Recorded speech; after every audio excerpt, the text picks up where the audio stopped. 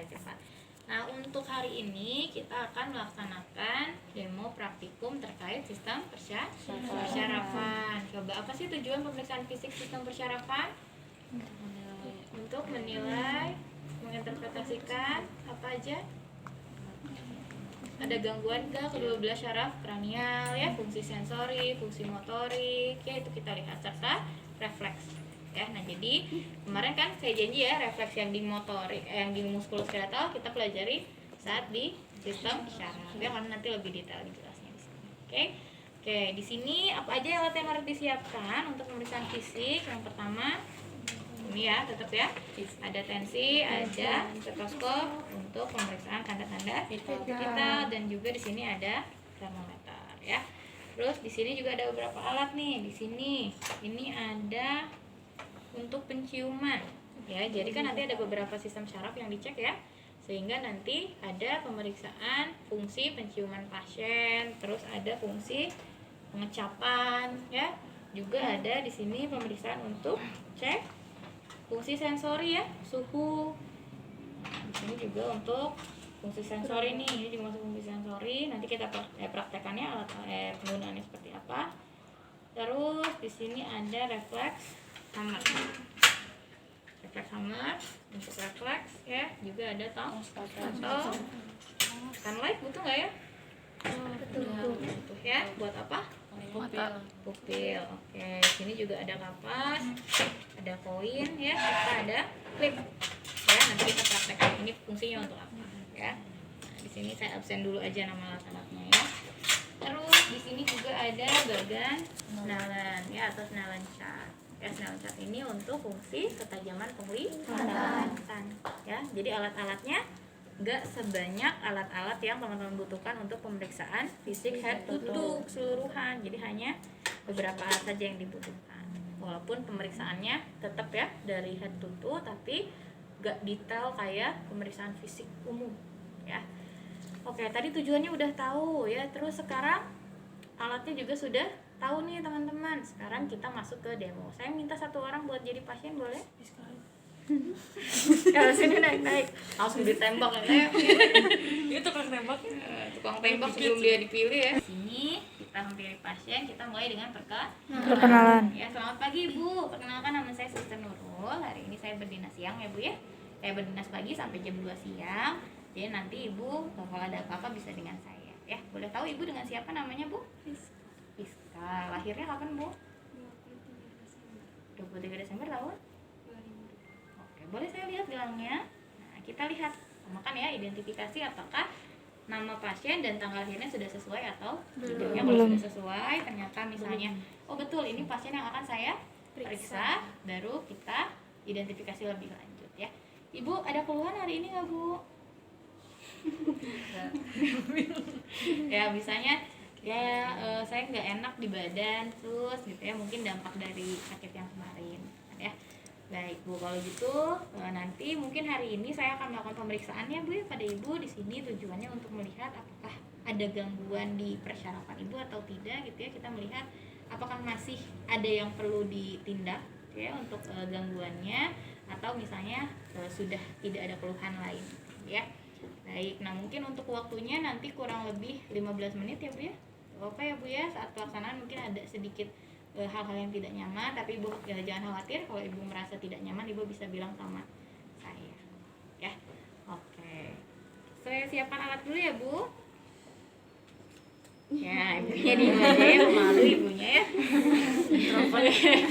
Ibu udah jawab, kita sudah menjelaskan kepada ibunya, berarti kita siapkan alat dan lingkungan ya. Tirainya kita tutup, cahayanya kita atur, dan siapkan apa? Tadi udah disiapkan ya alatnya apa aja. Nah, teman-teman coba lihat ke modul di sini ya. Sebelum pemeriksaan fisik, di sini ada pemeriksaan tingkat kesadaran GCS. Ini nggak harus dipraktekkan Ibu GCS-nya segini, nggak usah ya. Jadi nanti saat praktik teman-teman kan sebetulnya, atau misalnya saat di rumah sakit nanti ya teman-teman, untuk melihat GCS itu tadi kalau misalnya pasiennya komunikasi sama kitanya bagus gitu ya, koordinasinya bagus, terus dia bisa menjawab ya, terus dia bisa bertanya, berarti kita pastikan GCS-nya masih kompos Mentis. nggak mungkin pasien koma bisa ngomong gitu kan ya. Nah jadi itu jadi salah satu penilaian ya, jadi bisa sekaligus kita nilai saat kita identifikasi. GCS poinnya ada berapa? Ada Total?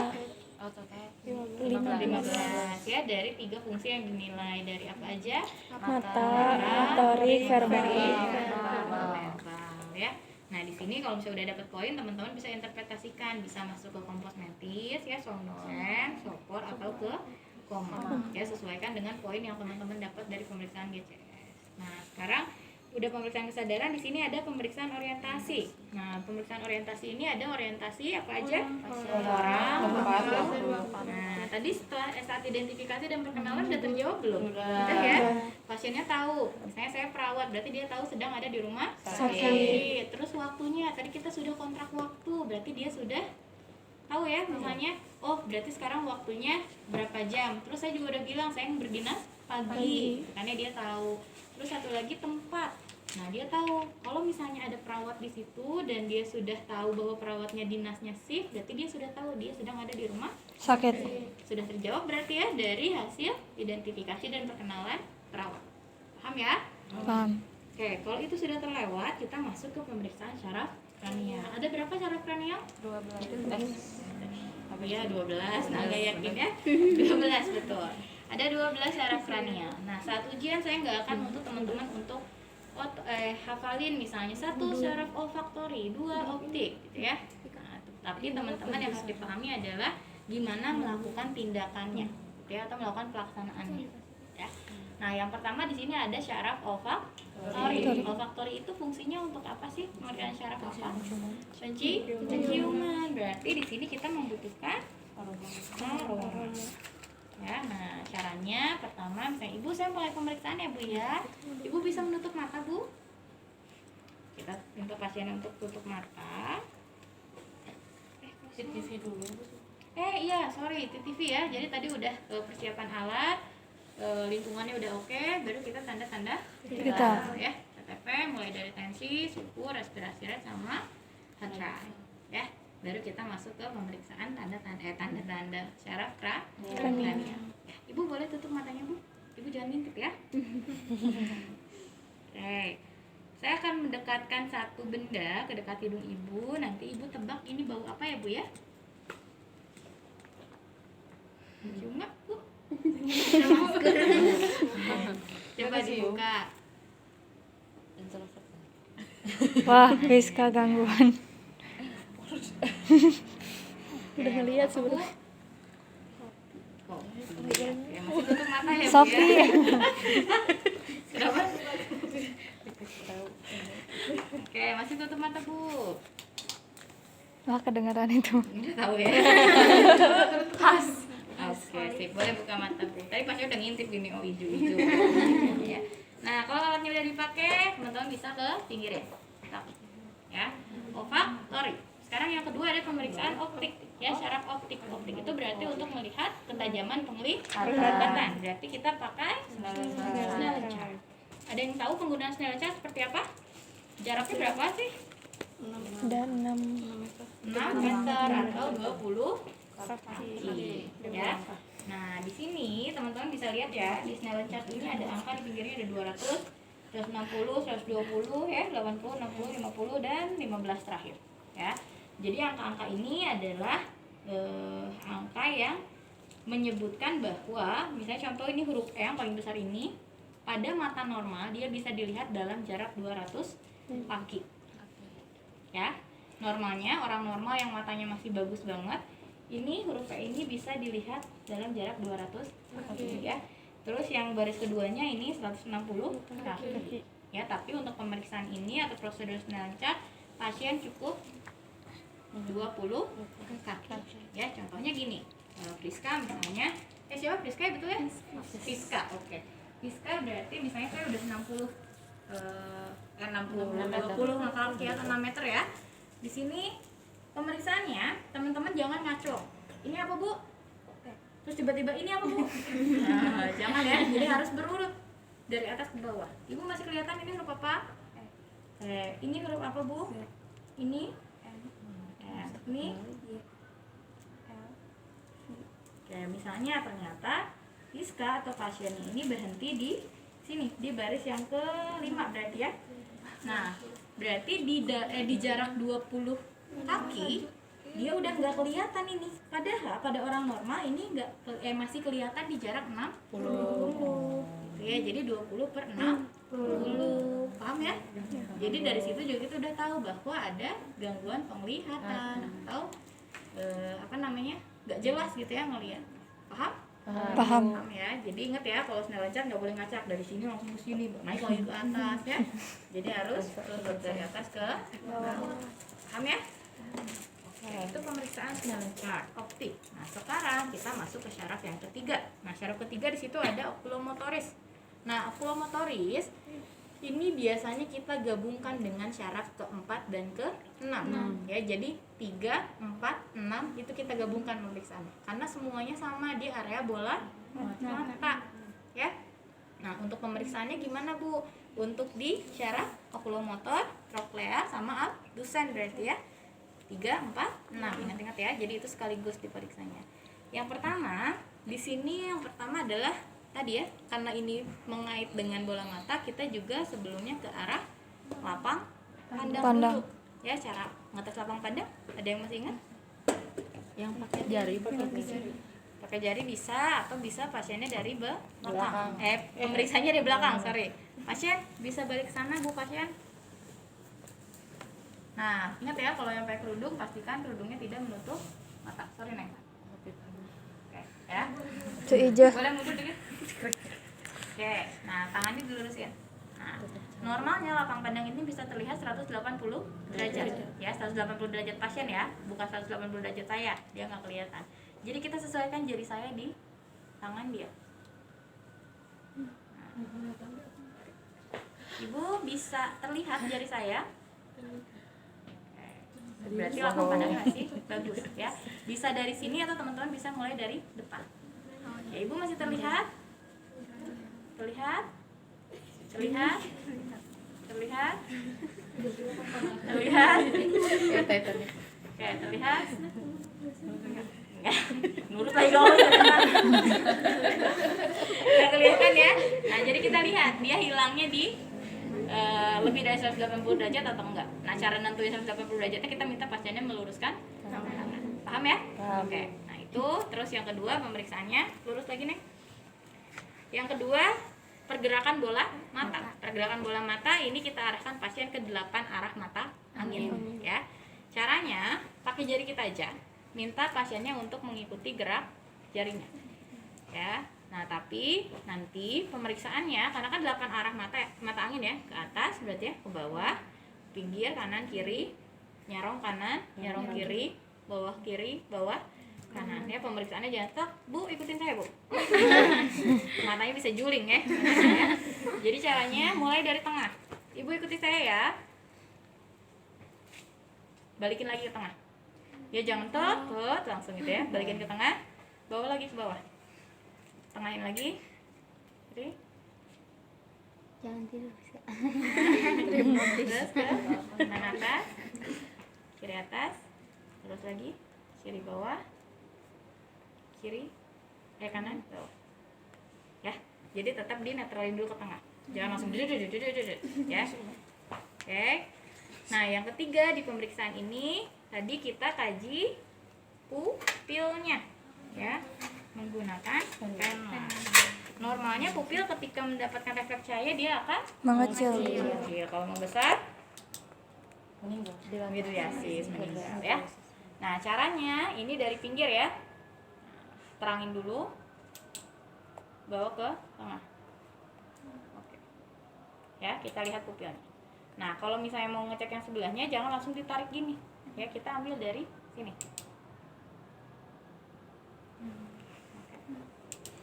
Ya, jadi dari kalau mau kiri berarti pen light-nya dari kiri ke tengah. Ya, jangan langsung sambung ke sini, tapi kita ke sini dulu. Balik ke. Paham ya? Oke. Nah, itu untuk pemeriksaan di bukan optik, okulomotor, abdusen sama troklearis. Ya, satu lagi saat pemeriksaan ini teman-teman bisa sambil mengkaji memeriksa sambil mengkaji bentuk atau kelopak mata pasien ya. Apakah mata pasien kelopaknya dia kayak yang ngantuk terus turun gini gitu ya, karena ada salah satu penyakit sistem syaraf namanya miastenia gravis ya. Jadi dia kerusakan syaraf mulai dari atas ke bawah. Nah ini mulai ke bawah ini kelopak matanya dia turun, nggak bisa ngangkat, jadi kayak ngantuk terus gitu ya. Padahal emang nggak bisa ngangkat pasiennya gitu ya. Jadi kita lihat, kita harus bisa membedakan mana yang kelopak matanya dia ngantuk, mana yang memang ada gangguan sistem syaraf. Nah kalau yang gangguan sistem syaraf biasanya ketika disuruh ibu diangkat kelopak matanya, dia bisa mengangkat. Tapi kalau yang dia nggak bisa mengangkat ya. Beda kalau yang ngantuk kan dikagetin langsung ya. Nah oke. Nah itu terus yang kedua, teman-teman perhatikan bola matanya ada kondisi apa namanya teh, saya lupa, juling atau tidak ya. Juling itu seperti apa sih? Nah bisa ke tengah dua-duanya ya, bisa salah satu gitu ya. Jadi si bola matanya ini dia nggak bisa fokus melihat objek, dia sebetulnya melihat objek tersebut tapi nggak sinkron bola matanya ke mana ya. Itu kita perhatikan. Terus yang ketiga kita perhatikan ada kondisi di mana pasiennya ini ekstraokuler, jadi dia keluar si bola matanya, hampir keluar ya, beda sama belotot ya. Jadi dia hampir keluar. Normalnya kan mata kita ini keluar hanya 3/4-nya ya dari keseluruhan ya, makanya mata teman-teman kelihatan kecil, padahal kalau dibedah dia besar ya. Nah kalau pada pasien-pasien yang ada penonjolan ke depan itu biasanya diakibatkan ada peningkatan tekanan intraokuler di dalam mata ya, sehingga dia akan lebih menonjol keluar. Beda sama yang belotot ya. Kalau belotot dia biasanya masih sinkron sama bentuk kelopak mata, tapi kalau yang keluar biasanya kelopak matanya kecil tapi matanya lebih menonjol keluar ya. Paham ya? Nah itu berarti pemeriksaan syaraf ke 3, 4, dan 6. Sekarang kita masuk ke syaraf ke 5, trigeminal. Trigeminal ini masuk ke apa aja? Kornea, kulit wajah, dan otot mastikasi. Oke, yang pertama kita ke kornea. Kornea kita membutuhkan kapas ya. Kapasnya ujungnya kita pelintirin, dibikin tajam kayak gini ya. Oke, ibu bisa lihat ke depan. Oke, fokus ya bu ya, matanya ke depan. Nah kita dari pinggir tempelin ini ke area nggak ngedip ya dia. Dia nggak ngedip ya. Nah jadi biasanya harusnya kalau dikasih rangsangan kapas di area kornea, dia langsung kaget ya, atau udah siap-siap dia. Apa bisa jangan gitu. Apapun yang Bu Nurul lakukan aku harus buat. Ya. Jadi teman-teman pakai kapas, caranya dipelintirin ujungnya, ditajemin. Simpan di pinggir kornea pasien ya, sampai pasiennya ada refleks mengedip. Ya, nah itu untuk kornea atau sensasi kornea. Yang kedua di wajah. Di wajah ada apa aja? Di wajah di situ minta pasien untuk menutup mata, kemudian tadi ya masih menggunakan kapas ya. Oke, ibu bisa tutup matanya bu. Oke, tutup mata ibu ya.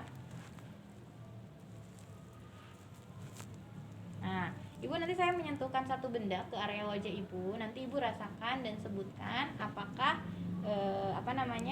benda yang menyentuh wajah ibu itu dia lembut atau tajam atau benda tumpul ya bu ya. Apa yang ibu rasakan bu?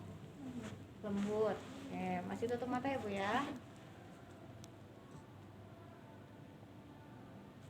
Benda apa yang ibu rasakan bu? Hah? Benda tumpul bu? Kok kebal nih bener. Benda tumpul bu? Jawab dong. Wah, Ibunya tidur. belum sadar bu. Oke, satu lagi bu, tutup matanya bu. Ini benda apa? Tumpul ya. Oke, boleh buka mata ibu ya. Ini tadi tajam. Kurang tajam. Kurang biasa ya. Kurang nusuk sih. Jarum pentul harusnya. Ya, jadi itu di wajah. Tadi sensasi kornea sama sensasi sensorinya ya di area wajah. Yang ketiga di wajah ada apa lagi? Di wajah di sini kemampuan pasien untuk mengatupkan gigi ketika kita menahan di area rahangnya ya. Oke, caranya ibunya kita tarik ya area rahangnya. Ibu, nah buka coba.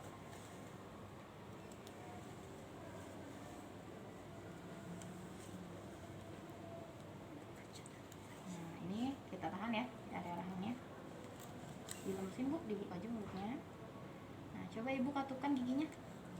Nah, ya, kita lihat ibunya masih bisa nahan atau tidak. Ya, atau bisa dari belakang juga bisa, teman-teman, nanti dibuka nih si otot rahangnya. Minta ibunya untuk menutup gigi ya, atau mengatupkan gigi. Oke? Oke, itu di trigeminal. Paham ya? Trigeminal berarti sensasi kornea, terus ada sensasi sensori ya, sama mengatupkan gigi ya. 6 abdusen sudah, sekarang kita masuk ke 7. Nah, fasial. Berarti kalau fasial ke arah wajah. Yang pertama kita lihat ekspresi. Caranya Ibu bisa tersenyum? Giginya, Bu? Oke, Ibu bisa menggembungkan pipi. Oke, angkat alisnya, Bu. Oke, turunkan. Angkat lagi. Alis, Bu, alis. Oke, ada yang bermasalah nggak bisa angkat alis? Bisa ya? Oke, sip ya. Itu yang pertama ya. Terus yang kedua di fasial minta pasien mengidentifikasi rasa. Berarti ke pengecapan ya, pengecapan. Di sini misalnya saya siapkan beberapa rasa ya. Semua rasa harus dicobain ke pasien ya. Manis, asin, asam, pahit. Enggak, pedas nggak ada. Itu hanya rasa tambahan ya. Nah, semua rasanya harus kita coba. Nah, satu saran saya, nanti kan pasiennya diminta tutup mata ya. Ibu tutup matanya, Bu. Nanti pasiennya minta dijulurkan lidahnya. Nah, teman-teman kalau misalnya belum pakai botol gini jangan gitu ya. Tapi pakai pipet. Nah, atau cotton bud ya. Oke, Ibu dijulurkan lidahnya. Nanti tetesin. Rasa apa yang Ibu rasa, Bu? Oke. Ya, nanti habis merasakan itu kita kasih minum pasiennya untuk netralin ya. Baru nanti kita kasih rasa selanjutnya. Ya, 4 rasanya harus dipastikan pasiennya bisa merasakan. Oke, paham ya? Jadi di fasial tadi pergerakan atau ekspresi wajah dan juga pengecapan. Oke, sekarang kita masuk ke syaraf yang ke-8, auditori. Auditori berarti ke fungsi pendengaran. Pendengaran yang pertama bisa kita lakukan secara manual dulu. Bisa dengan cara kita berbicara, ya. Yang pertama bisa kita nilai selama pemeriksaan, ya. Pasiennya bisa mendengar kita dengan baik atau tidak, ya. Yang kedua bisa dengan jarum jam.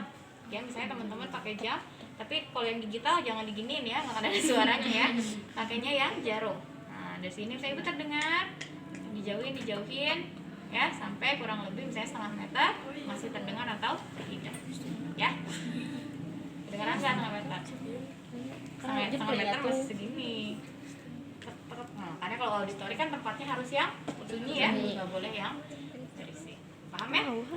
Paham. Nah, sekarang kalau misalnya ternyata udah pemeriksaan manual dan selama pemeriksaan kita curiga nih pasien teh, hah? Gimana sus? Hah? Tidak bisa didengar dengan baik, maka kita coba pemeriksaannya dengan garpu tala. Garpu tala ini kan sebetulnya ada nomor-nomornya ya, teman-teman bisa lihat di pinggir-pinggirnya ya.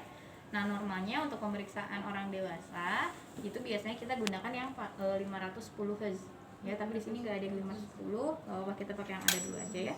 Yang membedakan apa? Yang membedakan adalah frekuensi suara dan getaran ya. Nah, untuk pemeriksaan garpu tala ada 3 pemeriksaan ya. Apa aja sih pemeriksaannya? Weber, swaba. Rine, swaba, Weber ya. Rine yang pertama. Rine ini fungsinya untuk apa? Membandingkan antara udara dengan antara tulang. Normalnya antaran apa yang lebih panjang? Antaran udara lebih panjang dibandingkan antara tulang. Yang kedua ada swabah. Swabah ini pemeriksaannya gimana? Membandingkan, salah, pemeriksa dengan pasien ya, membandingkan apanya? Antara tulang ya, antara pemeriksa dan pasien. Nanti sebaliknya dari pasien ke pemeriksa. Yang terakhir Weber, baru Weber untuk antaran atau lateralisasi udara dan getarannya ke kanan dan ke kiri. Oke, ngegeser ini cuy, jangan di sini cuy. Terlalu nyaman.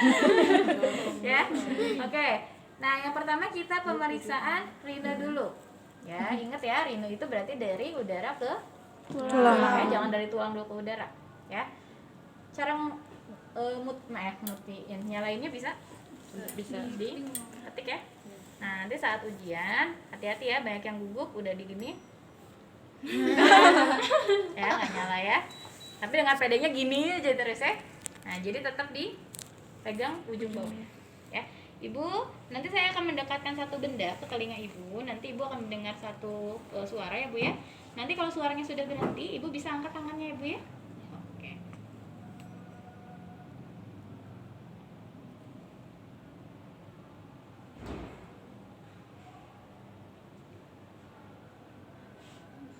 Oke, ya kedengaran. Oke, tadi ya. Jadi ini nggak boleh kesentuh apapun. Tadi saya nyentuh area kerudung dulu. Ya, jadi dia suaranya akan terhenti. Makanya pasnya ragu-ragu. Oke, ya. Ya, normalnya hantaran udara lebih panjang dari hantaran tulang. Kalau hantaran udara lebih pendek dari hantaran tulang, kita curiga ada tuli konstruktif. Ya. Oke. Sekarang yang kedua ada pemeriksaan swab. Ya. Nah, untuk pemeriksaan swaba, ini kan pemeriksaannya antara pemeriksa dan pasien ya, sehingga bagusnya itu nanti pasien itu berhadapan-hadapan sama pemeriksa dan kaki kiri pasien itu harus nempel dengan kaki kiri pemeriksa. Jadi kalau duduk lutut sama lututnya harus ditempel ya. Karena kita akan periksa antara tulang. Ya. Oke, dan pastikan kalau mau melakukan tes swabah, kita sebagai pemeriksa juga harus sehat pendengarannya ya, jangan sampai pasiennya normal, kitanya yang nggak normal, tapi hasil pemeriksaannya malah jadi pasien yang nggak normal ya, karena kita dianggap normal gitu ya. Nah, jadi pemeriksaannya di sini mulai dari pasien ya. Ini suaranya akan langsung hilang ya, karena dia langsung menyentuh ke area kerudung dulu. Jadi bagusnya nggak pakai kerudung, jadi langsung nempel ke area tulang ya. Jadi yang pertama misalnya di pasien dulu.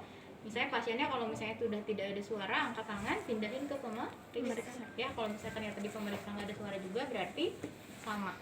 Ya. Nah, sekarang kita tukar di pemeriksa dulu.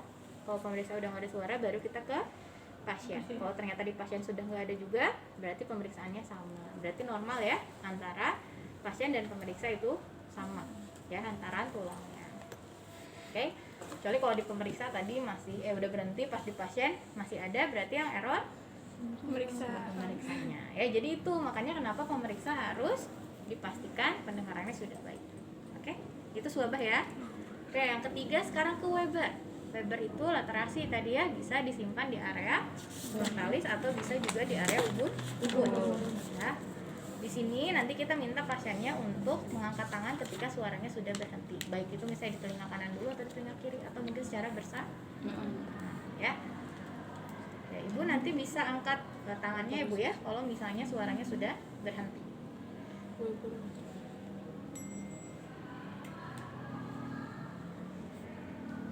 Udah berhenti?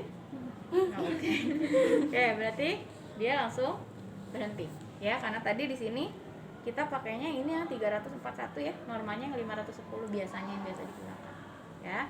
Paham ya? Itu Weber. Weber itu normalnya hantaran ke kanan dan ke kiri atau laterasinya dia sama ya? Oke. Paham ya auditori? Paham. Kita next ke syarat ke-9. Ada glossopharyngeal. Glossopharyngeal itu mengkaji apa sih? Pengucapan kemampuan pergerakan lidah. Pergerakan lidah. Pengucapan tadi udah ya di facialis. Berarti untuk di glosso nggak usah kita cek ulang lagi ya, karena cukup sudah di facialis. Berarti di glosso kita fokus ke lidah ya, sama kemampuan menelan. Untuk kemampuan menelan teman-teman bisa cek atau pegang di area trakeanya ya, trachea bagian atas ya. Ibu bisa menelan. Nah, kita rasakan ada nggak kontraksi otot di area trakeanya tadi ketika pasiennya menelan ya. Yang kedua, pergerakan lidah. Nah, pergerakan lidah, minta pasiennya untuk keluarkan lidahnya Bu, diangkat ke atas, angkat ke bawah, angkat ke bawah, sekarang diem aja turun ke bawah. Oke, masukin lagi lidahnya Bu. Nah, sekarang coba lidahnya dorong pipi yang sebelah kanan. Tahan Bu, tahan Bu. Nah, sekarang yang kiri Bu, tahan ya Bu ya. Oke, ya kita mau melihat kekuatan lidahnya juga. Dia bisa mendorong pipi terus sama kita didorong dari luar. Ya, itu glossopharyngeal. Dan juga di sini ada refleks gag katanya ya. Refleks gag itu apa sih? Refleks muntah ya. Biasanya kita bantu dengan menggunakan tong spatel ya. Kita masukkan ke dalam mulut pasien agak ke dalam, dan biasanya ketika sudah masuk agak ke dalam akan ada refleks muntah. Iya. Ya, makanya teman-teman kalau masukin tangan atau misalnya masukin benda terlalu dalam itu akan ada refleks muntah. Ya. Nah, sorry. Enggak, Bu. Itu Winda. Ya. Jadi hati-hati ya. Nah, ada kan tuh yang diet itu loh, yang diet dia ngeluarin makanannya. Nah, ya dengan caranya dia refleks muntahnya di pancing ya biar makanannya keluar. Oke? Nah, 9 udah ya gloso. Sekarang kita masuk ke syaraf vagus. Nah, vagus di sini ada apa? Sensori faring dan pergerakan pita suara. Nah, minta pasiennya untuk buka mata terus bilang ah. Ya. Nah, jadi kita lihat pergerakan faringnya ya. Terus juga kita lihat palatumnya. Nah, minta pasiennya buka, kita bisa bantu menggunakan hand light ya untuk melihat pergerakan palatum di area mulutnya. Ya, paham ya? Ada juga pasien yang memang ada gangguan syaraf, dia nggak bisa bilang ah atau nggak ada suaranya, pita suaranya terenggang. Oke, sekarang kita masuk ke 10 juga tadi minta vagus. Vagus ini kita cek juga selama pemeriksaan suaranya seraknya karena memang turunan atau memang karena ada sakit gitu ya, atau ada gangguan misalnya lagi sakit flu atau sedang radang tenggorokan atau seperti apa. Oke, sekarang kita ke 11 aksesori. Nah, aksesori ini kekuatan tulang otot, trapezius dan kepala ya. Yang pertama trapezius dulu. Ibu bisa tahan tekanan dari saya Bu ya. Angkat Bu ke atas. Oke. Nah, sekarang satu lagi bagian kepala ya, dari belakang. Kita tahan ibunya, minta ibu lihat ke kanan sambil ditahan tekanan dari saya. Oke. Ke kiri Bu. Oke. Ya, jadi kita lihat ibunya bisa nggak nahan tahanan dari saya ketika akan mengarah ke kanan. Ya. Nah, itu yang ke 11. Nah, sekarang yang ke-12 apa? Menjulurkan lidah, kemudian menggerakkan ke kanan kiri. Udah beres ya hipoglossal sama dengan di glosopharyngeal ya. Karena di gloso juga tadi ngecek lidah ya. Paham? Paham ya. Jadi yang teman-teman harus pahami adalah seperti apa proses dari awal, apa aja dulu yang diperiksa. Ya. Sekarang kita next ke pemeriksaan saraf sensori, karena kita tadi tahu ya tujuannya di sini pemeriksaan saraf itu ada dibagi menjadi beberapa bagian ya, mulai dari kesadaran ya, terus saraf kranial. Sekarang kita masuk ke saraf sensori. Saraf sensori di sini ada beberapa pemeriksaan yang kita lakukan pada pasien, dan di sini semuanya tindakan ini kita lakukan minta pasiennya untuk tutup mata. Ya. Di antaranya ada apa aja? Di sini ada pemeriksaan nyeri superficial ya, terus ada suhu, ada vibrasi, terus ada posisi sama ada stereognosis ya. Oke, Ibu bisa tutup matanya Bu. Oke. Ini teman-teman boleh ngacak ya, nggak harus dari nyeri dulu ya, bebas mau dari mana dulu. Oke, Ibu bisa diangkat tangannya dua-duanya Bu. Oke, Ibu saya akan menyimpan 2 benda di tangan Ibu. Nanti Ibu tebak itu benda apa ya Bu ya.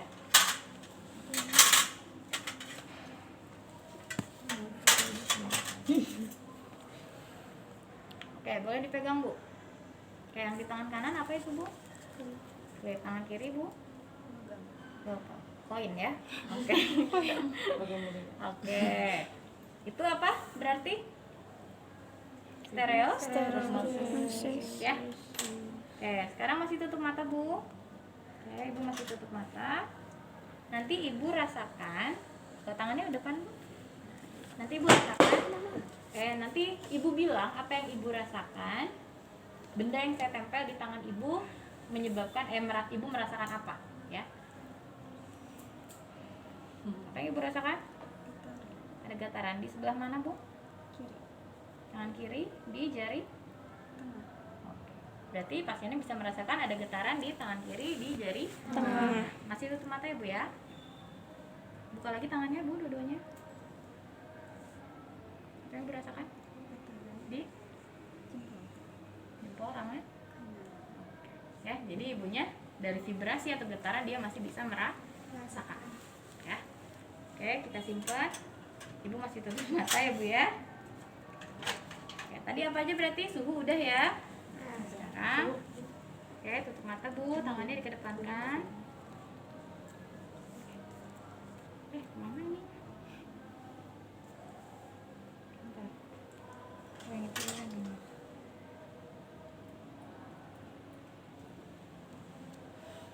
ibu rasakan bu? Ibu merasakan apa? Tajam berarti ya, kalau misalnya dia bilang tajam berarti dia tahu ya itu ada rasa nyeri ya. Oke, berarti itu nyeri superficial ya. Lalu satu lagi di sini ada suhu. Ibu bisa tutup mata. Ibu merasakan nanti saya akan menyimpan dua benda, nanti ibu rasakan apa yang ibu rasakan dari benda tersebut ya bu ya.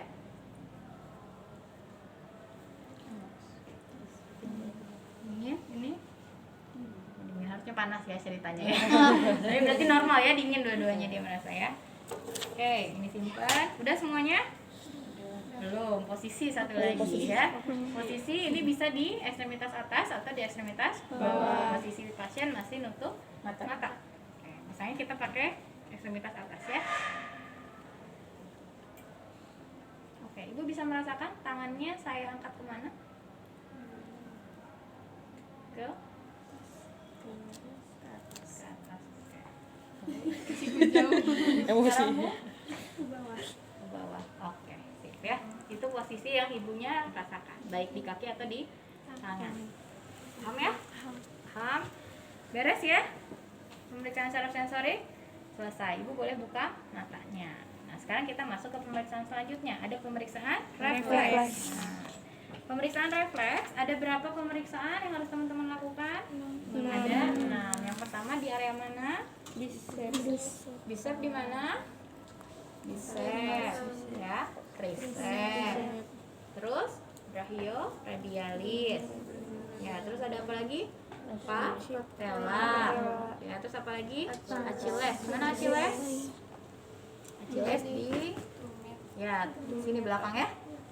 Ini Achilles, satu lagi ada plantar. Nah, kita coba cek satu-satu ya.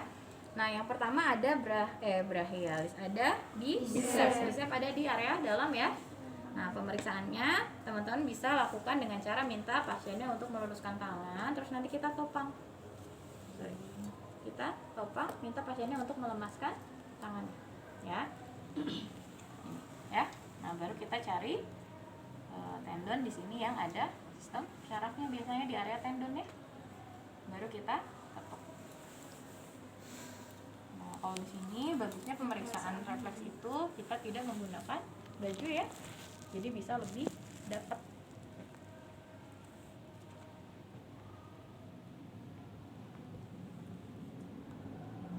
Ya, kalau misalnya nggak pakai baju dia akan lebih tampak terlihat. Ya, jadi yang penting teman-teman tahu teknik pemeriksaan bicep itu adalah dengan cara minta pasien lurusin tangan terus ditopang ya sama teman-teman di mesin. Itu bicep. Nah, sekarang yang kedua ada tricep. Tricep kebalikannya, minta pasiennya ditekuk tangannya Bu. Kita tahan. Ya, Ibu dilemesin aja. Kita tahan. Nah, kita cari di area tendonnya di sini ya. Biasanya ada persyarafan atau di syaraf. Kayak ada di persyarafi di situ. Sama ini juga kalau misalnya udah posisinya oke, kita sudah tahu lokasinya. Ini juga sama ya, bagusnya nggak pakai baju ya. Baru kita ketuk di area yang sudah kita tentukan sampai ada refleks dari pasiennya. Biasanya nggak akan sampai lebay gitu banget ya. Pasiennya hanya terasa aja. Satu lagi ada di brachioradialis. Nah, brachioradialis ini biasanya jarang digunakan. Kenapa? Karena dia beresiko mencederai arteri ya. Jadi brachioradialis ini digunakan biasanya ketika ada bukan resiko ya, ada keluhan di area ekstremitas atas ya, ada misalnya kelumpuhan atau misalnya ada posisi lemes tangannya gitu ya, nggak bisa gerakan, biasanya refleksnya dicek di brachioradialis. Oke, paham ya? Sekarang ke area ekstremitas bawah, di sini ada patella. Nah, patella minta pasiennya untuk duduk. Ibu duduk, kakinya di bawahin Bu. Nah, pemeriksaan ini biasanya kita minta pasiennya jangan sampai nempel ke lantai ya. Jadi harus menggantung, baru kita cari area yang akan kita cek refleksnya.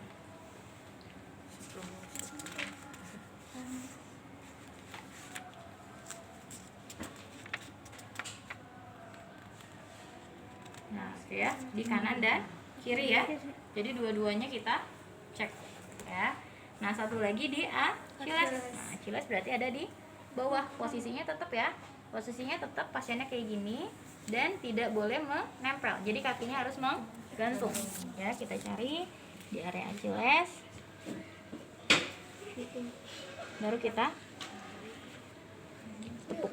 Ya, kita tepuk, kita pukul. Tepuk ya. Paham ya?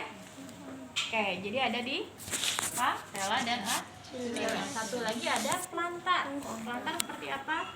Ibu bisa tidur, Bu. Diluruskan aja kakinya. Kalau kakinya bisa dibuka, Bu?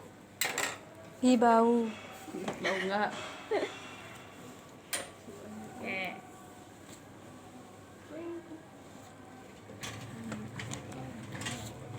Diluruskan kakinya, Bu. Ibunya tiduran aja. Nah, diangkat kakinya, Bu.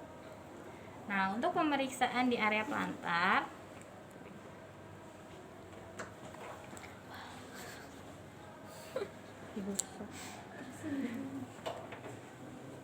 nah, sini plantar kita cek dari arah tumit ya, bawah ke Atas.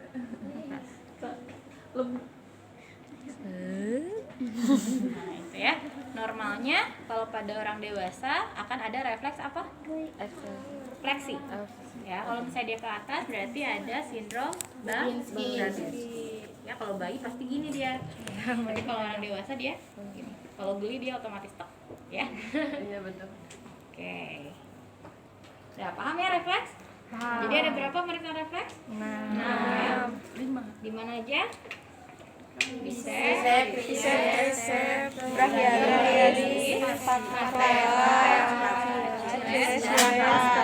Oke, sekarang kita masuk ke pemeriksaan meningeal. Meningeal ini berarti ada hubungannya dengan sistem saraf ke area otak. Ya, meningean. Nah, kita minta pasiennya untuk tidur. Ibu bisa tidur. Nah, untuk pemeriksaan meningeal ini kita harus dilakukan secara berurut ya, nggak boleh ngacak, harus mulai dari kaku kuduk dulu. Kuduk, sorry ya, bukan duduk, kaku kuduk. Ya, kuduk. Ya, kuduk ya. Nah, tidur nggak boleh pakai Kayak bantal kaku gitu ya, kuduk. maaf ya. Nanyakan. Nah, untuk pemeriksaan kaku kuduk ini kita biarkan secara pasif ya, jadi jangan dibantu sama kita. Minta pasiennya untuk menempelkan dagu ke arah dada. dada. Ya, ibu bisa menempelkan dagunya ke dada. Diangkat aja, Bu. Diangkat. Oke. Ada nyeri nggak, Bu? Nggak. Oke, tidur lagi. Itu berarti kalau kuduknya negatif. Nah, kapan kita sebut positif? Ketika pasiennya dia nggak bisa mengangkat kepala dan nggak bisa menempelkan dagu ke dada. Ya, keluhannya biasanya pasiennya mengeluh nyeri dan mengeluh kaku di area lehernya. Ya, dia jadi nggak bisa. di sininya. Kram. Nggak kesebutan. Jadi ketika disuruh ngangkat, dia kayak ada yang narik, nggak bisa full gini. Ya, jadi stuck, nggak bisa aja. Memang nggak bisa gitu, dia memang nggak bisa kayak gini.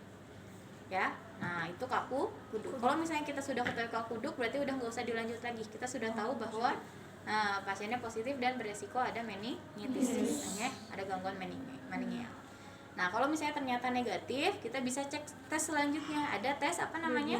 Brzezinski. Ya, tesnya ini sama, cuman yang membedakan untuk Brzezinski ini tesnya aktif ya. Kita bantu kepala pasien untuk menekuk. Ya, yang pertama, simpen tangan teman-teman di dada pasien. Kita bantu pegang kepala bagian bawahnya ya. Kita angkat, ibu sambil diangkat kepalanya ya. Kita bantu untuk menekukkan dagu ke area dada ya.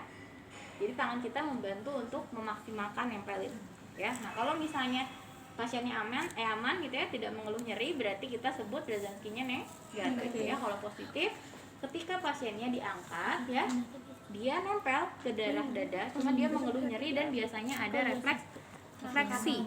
Nah, kakinya dia naik ke atas ya. Itu kita sebut positif. Paham ya? Nah, yang ketiga di sini ada pemeriksaan lasik. Nah, lasik ini ada di area kaki ya. Nah, caranya kita angkat kaki pasien. Ini tegak lurus ya, ibu lemesin aja. Nah, kita angkat sampai 90 derajat kurang lebih ya. Atau kalau misalnya nggak nyampe 80 ya. Normalnya pasien tidak mengeluh apa-apa. Ya, berarti kita sebut ini negatif. Tapi kalau misalnya ternyata kita angkat, nah baru segini pasiennya mengeluh nyeri, kita bilang pasiennya positif. Tapi selain nyeri ada juga keluhan lainnya ya, keluhan lain, tanda lainnya, diantaranya Ketika diangkat, pasien mengeluh nyeri dan kaki kiri ikut fleksi. Ya, dia ikut naik ke atas. Ya, paham ya? Nah, yang terakhir di sini ada pemeriksaan Kernik. Nah, Kernik ini hampir sama, tapi yang membedakan kalau Kernik dia nggak tegak lurus. Dia kita lipat dulu kakinya, gini dulu. Nah, gini ya. Baru kita angkat area yang tegak lurusnya.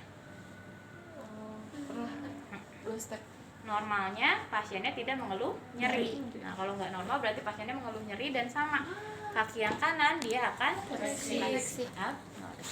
Paham? Oke, sampai di sini. Ada yang mau ditanyakan dulu nggak?